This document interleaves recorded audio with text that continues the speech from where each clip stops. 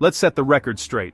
We think we're fast with our downloads and streaming, but centuries ago, the Venetians were doing something truly mind-blowing. They could build a fully armed warship from scratch in just 6 hours, faster than your favorite movie marathon. Imagine! It's 1574. King Henry III of France is in Venice. The city wants to impress, so while he's enjoying lunch, workers start building a ship. By dessert, a brand new galley, complete with oars, sails, and cannons, is floating in front of him. This wasn't a one-off stunt. It was Venice's standard procedure, a show of power that left everyone else in the dust. No magic, no miracles, just pure industrial genius. The Venetians had, without realizing it, invented the modern world's first production line. While other nations took months or years to build a single ship, Venice was churning out fleets. Their secret? The Arsenale, a colossal shipbuilding complex that turned shipbuilding into a science. To look at a handcrafted ship and say, "We can do this faster," that's the kind of thinking that changes history. Venice didn't compromise. They built for speed, power, and scale. This wasn't just shipbuilding, it was a declaration of war on the very concept of slow. The Arsenale was a machine for making dominance. Every part of the process was optimized for one thing: outpacing the competition. Venice's approach was so advanced it wouldn't be matched for centuries. They weren't just building ships, they were manufacturing power. The rest of Europe was still stuck in the slow lane, while Venice was already racing ahead. The Arsenale was the beating heart of a maritime empire. It was the ultimate flex, a city that could build a warship before you finished your meal. That's not just fast, that's legendary. So, what was the Arsenale?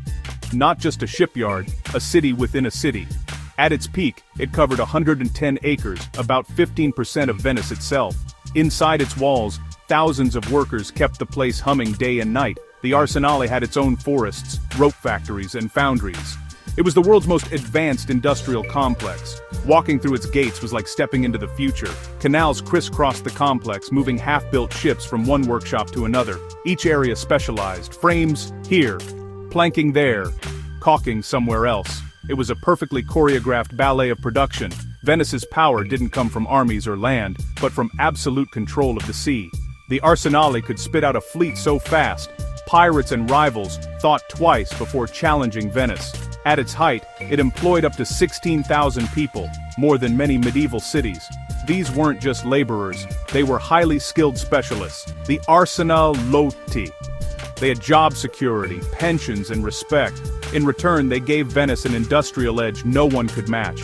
The Arsenale wasn't just a factory, it was the engine room of an empire. Every ship that left its gates was a symbol of Venetian supremacy. Venice's real power was its system, a relentless, organized machine. That's how a city on mudflats ruled the waves. Here's the genius: the world's first assembly line, centuries before Ford. No conveyor belts, just water. A ship's hull was built in a dry dock, then floated down a canal through a series of workshops. The ship itself moved, not the workers. At each stop, teams installed masts, rudders, oars, and provisions. Each group a master of their task. No wasted time, no confusion, just relentless efficiency. This division of labor was revolutionary. Every stage was handled by experts, making the process lightning fast. The final stop: the armory, where cannons and weapons were loaded. By the time the ship left the Arsenal, it was fully built, armed, and crewed, ready for war. The whole process was a masterclass in logistics. Venice didn't just build ships, it built a human machine. This was the Industrial Revolution, centuries ahead of schedule. The Arsenal's assembly line was the secret to Venice's unstoppable navy. Efficiency wasn't a buzzword, it was survival. The real secret?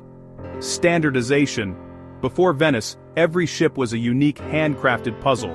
The Venetians changed the game. Every galley of a certain class used identical, interchangeable parts, pre-cut frames, identical oars, pre-sewn sails, everything ready to go.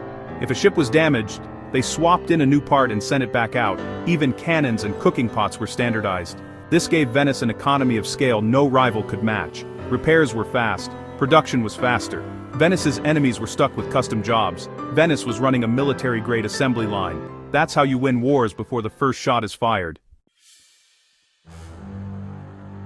With a system this good, secrecy was everything. The arsenal's methods were state secrets, guarded by high walls and sworn silence. Arsenalotti were well paid, but leaking secrets meant death. Rivals sent spies, hoping to steal Venice's industrial magic. Most were caught by Venice's ruthless secret police, but the most powerful secret wasn't a blueprint, it was data. The Venetians kept meticulous records of every plank, every barrel, every rope. Boring? Maybe. But this data was their superweapon. It let them plan with precision, knowing exactly how many ships they could build and how fast. When the Senate debated war, they had hard numbers, not guesses. Their enemies gambled. Venice played with a stacked deck. The real power wasn't just in wood and canvas. It was in information. Venice's dominance came from knowing exactly what they had and what they could do. In the end, the arsenal's greatest weapon was its system of knowledge. That's how you run an empire. And that's how you keep it. Sound familiar? It should.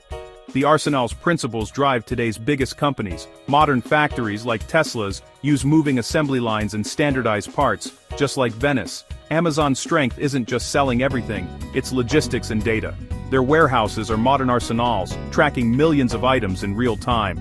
The canals of Venice became conveyor belts. Standardized parts became the backbone of mass production.